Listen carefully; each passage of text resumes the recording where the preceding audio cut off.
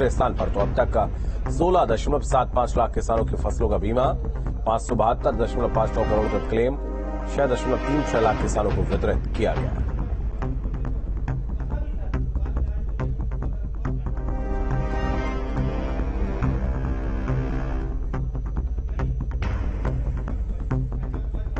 तो अब तक 16.75 लाख किसानों की फसलों का बीमा जो है हुआ है और इनको ये लाभ मिला है। 572.59 करोड़ का क्लेम वितरित किया गया।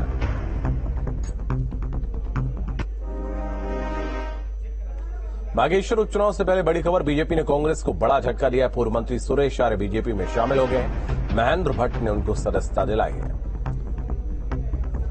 तो बागेश्वर उपचुनाव को लेकर ये बड़ी अपडेट आपको हम बता दें और ये बड़ा उलटफेर हुआ है और कांग्रेस में लंबे वक्त तक ये रहे हैं और उसके बाद अब इन्होंने भारतीय जनता पार्टी का दामन थाम लिया है। सुरेश आर्य अब बीजेपी में शामिल हो गए।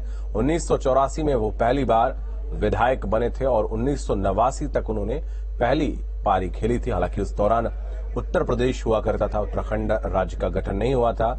यशपाल आर्य को इन्होंने चुनाव में शिकस्त दी थी। तो सुरेश आर्य अब भारतीय जनता पार्टी के सदस्य बन गए हैं और अब बागेश्वर उपचुनाव से पहले सुरेश आर्य का बीजेपी में शामिल होना ये इशारा करता है कि चुनाव में बीजेपी और भी ज्यादा मजबूत होती नजर आ रही है। कांग्रेस की ये है कि वो माफिया जितने हैं, चाहे खनन माफिया हो, चाहे शराब माफिया हो, ये कांग्रेस वालों को उत्तराखंड में पसंद है और उन्हीं को ये टिकट देते हैं। इनके पास कोई दूसरा जरिया है नहीं। तो जहां तक हम कांग्रेस ने उम्मीदवार दिया है, ये बहुत बड़ा माफिया जिसको हमारा समाज तो मानता ही है और अन्य लोग भी। मैं यही वहां कहने को जा रहा हूं।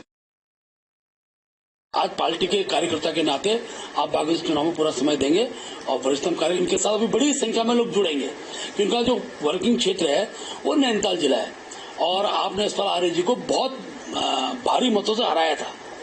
तो इनका अपना आधार है, अपना एक जनाधार है। बागेश्वर उपचुनाव का काउंटडाउन शुरू हो गया है। कांग्रेस के प्रदेश प्रभारी देवेंद्र यादव ने मीडिया से बातचीत की और जीत का दावा किया। उन्होंने कहा कि प्रदेश में बेरोजगारी, महंगाई और महिला अपराध जैसे मामलों पर जनता जागरूक हो चुकी है और प्रदेश की सरकार को सबक सिखाने का मन बना चुकी है। लिहाजा तय है कि बागेश्वर उपचुनाव में कांग्रेस भारी मतों से जीत का परचम लहराएगी। एक मेजॉरिटी की सरकार भारतीय जनता पार्टी की है और लगभग 1.5 साल अब उसको पूरे हो गए हैं।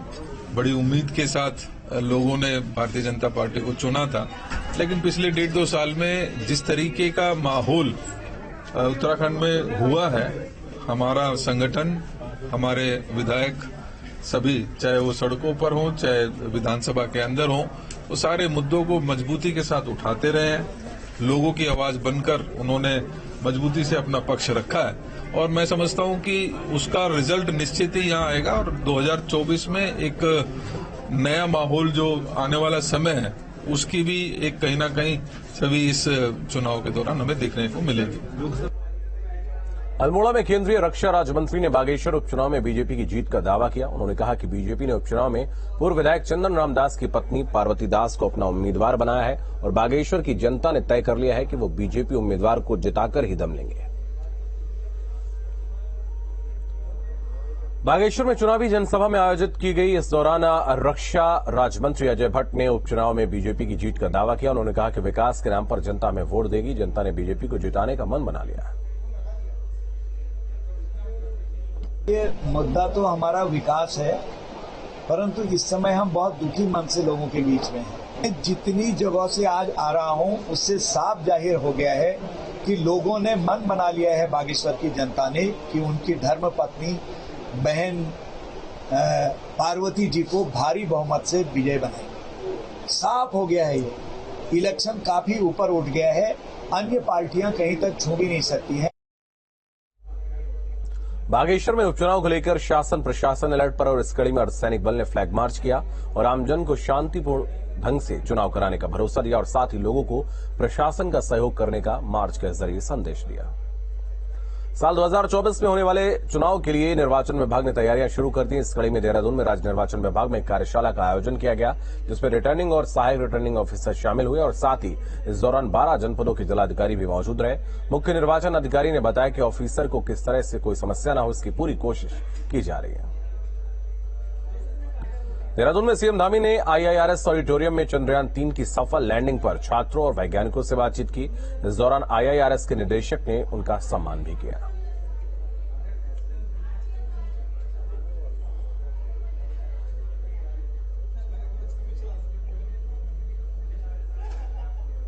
तो चंद्रयान 3 की सफल लैंडिंग पर संवाद किया है और छात्रों से भी मुख्यमंत्री ने बातचीत की। उसके अलावा वैज्ञानिकों से भी सीएम ने संवाद किया। आईआरएस के निदेशक ने सीएम का इस दौरान सम्मान किया।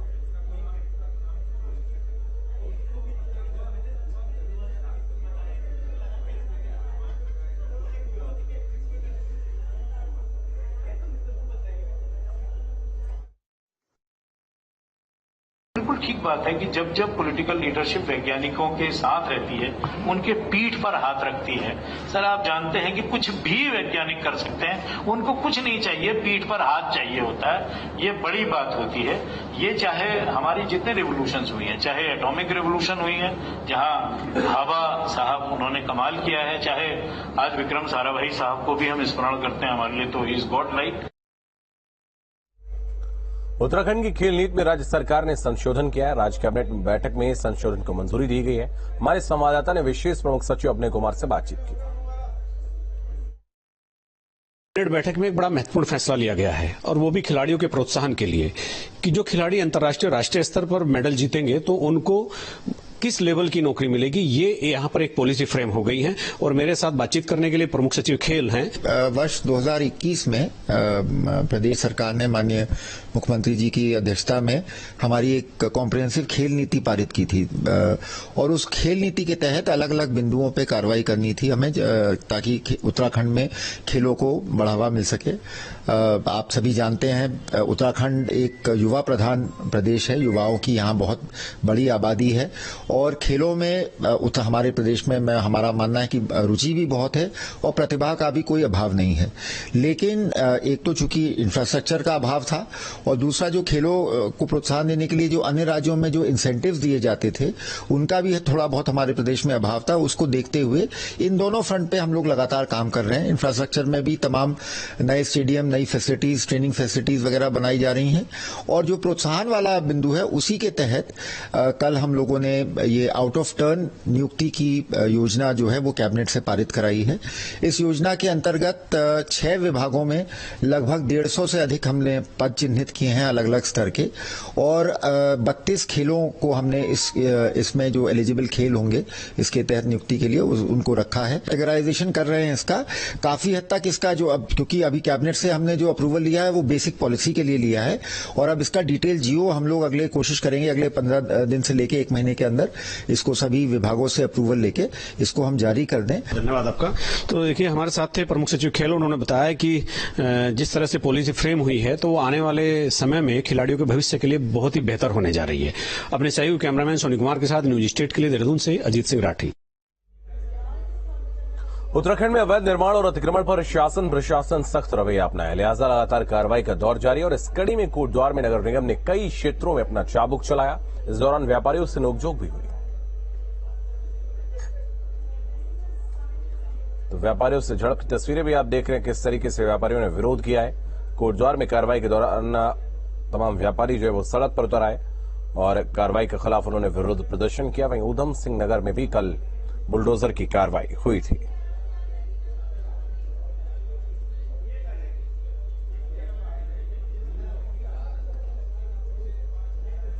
तो बुलडोजर की कार्रवाई का व्यापारियों ने विरोध किया है। अतिक्रमण के खिलाफ दरअसल अभियान नगर निगम ने चलाया था और इस दौरान कई व्यापारियों ने जो अवैध अतिक्रमण कर रखा था उनका अतिक्रमण हटाया गया। इस दौरान प्रशासनिक अधिकारियों से व्यापारियों की झड़प हुई है, व्यापारियों से नोकझोंक हुई है। चमोली से बड़ी खबर आपको बता दें, आपदा के कई दिन बाद भी हालत जर्जर, 2 हफ्ते के बाद भी सड़क बंद है, लोगों को परेशानी है। डंडे में बांधकर मुख्य मार्ग तक लाई जा रही बाइक, तो युवा मुसीबत के बीच जोखिम उठा रहे हैं और कैसे डंडों में बांधकर बाइक को सड़क तक लाया गया। तस्वीरें देखिए।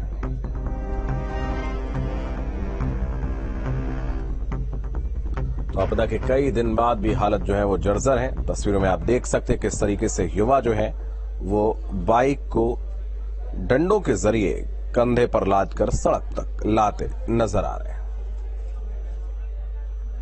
कोटद्वार में आपदा पीड़ित की और मुसीबत बढ़ गई है। मौत के साए में जीने को मजबूर है आपदा पीड़ित। खो नदी का जलस्तर मुसीबत बन रहा है। तो आबादी की तरफ पानी लगातार बढ़ता जा रहा है। लोगों का प्रशासन पर गंभीर आरोप है। प्रशासन की लापरवाही से समस्या बढ़ रही है, ऐसा लोगों का कहना है।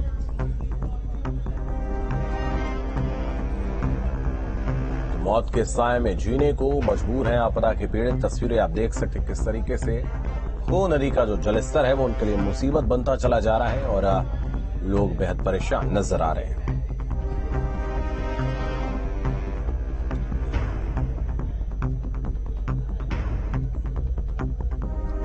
तो लोगों ने प्रशासन पर गंभीर आरोप लगाए हैं। प्रशासन अपनी जिम्मेदारी सही से नहीं निभा रहा है और उनकी लापरवाही की वजह से ये समस्या बढ़ रही है। तो दो तस्वीरें आप अपने टेलीविजन स्क्रीन पर देख रहे हैं। चमोली और कोटद्वार की तस्वीरें। चमोली में कैसे बाइक को कंधे पर लाद कर जो लोग हैं वो लेकर जा रहे हैं। वहीं दूसरी तरफ आप देख रहे हैं किस तरीके से आपदा पीड़ितों की मुश्किलें बढ़ रही हैं और खो नदी का जलस्तर बढ़ने की वजह से कैसे कटान लगातार हो रहा है। नैनीताल में मानसून सीजन में सबसे ज्यादा नुकसान पीडब्ल्यूडी विभाग और सिंचाई विभाग को हुआ है। जिलाधिकारी वंदना सिंह ने बताया कि अब तक सरकारी संपत्तियों का लगभग 45 करोड़ से ज्यादा का नुकसान हुआ, जिसका अभी भी आकलन जारी है। मुआवजा राशि दे दी गई है। इसमें जो डैमेज का असेसमेंट है वो पीडब्ल्यूडी और जल संस्थान सिंचाई 3 विभागों का सबसे ज्यादा डैमेज रिपोर्ट हुआ है। विभागों के जो एसडीआरएफ के मानक हैं उनके अंतर्गत प्राक्कलन बनाए जाने के निर्देश भी दिए गए हैं।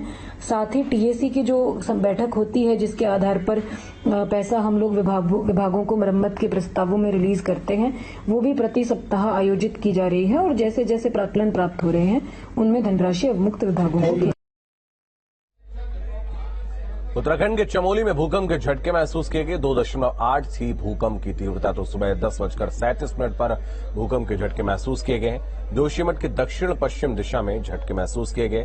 दक्षिण पश्चिम दिशा में 23 किलोमीटर दूर भूकंप आया और जोशीमठ जैसे शहरों के लिए बड़ा खतरा भूकंप बन सकता है।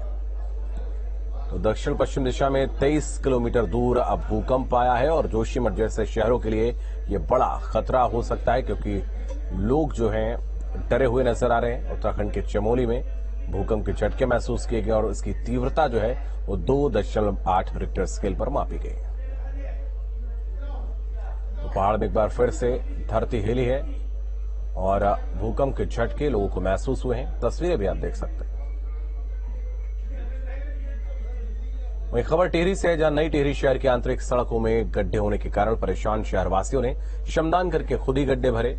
मास्टर प्लान नई टिहरी में आंतरिक सड़कों पर भारी भरकम गड्ढे होने से सड़कें खस्ता हाल है जो नगरवासियों के लिए खतरा बनी है और कई गड्ढों पर कई बार दुपहिया वाहन चालक चोटिल भी हुए। तमाम प्रयास के बावजूद भी जब आंतरिक सड़कों को गड्ढा मुक्त नहीं किया गया तो आक्रोशित लोगों ने सरकार को चेताने के लिए श्रमदान करके मिट्टी से इन सड़कों के गड्ढे भरे। शहर की करीब 28 किलोमीटर आंतरिक सड़कें नगरपालिका के पास है जिनकी हालत बहुत खराब है। ना ही सरकार जागी ना ही विभाग जागे और लगातार आप देखेंगे नई टिहरी शहर की प्रत्येक सड़कों पर गड्ढे हैं जिससे मातृशक्ति युवा साथी उन गड्ढों की चपेट में आकर चोट लग रही है। उनका बच्चों की चोट लग रही है। स्कूल जाना दुर्लभ हो गया है जिससे कि हम सब कांग्रेस जनों ने और हर वार्ड में जाकर वहां की मातृशक्ति युवा साथियों के साथ मिलकर उन गड्ढों को भरने का निर्णय लिया। नगर पालिका क्षेत्रों में जो आंतरिक सड़कें वर्तमान में नगर पालिका के स्वामित्व में है और उसके मरम्मत उसमें गड्ढा वगैरह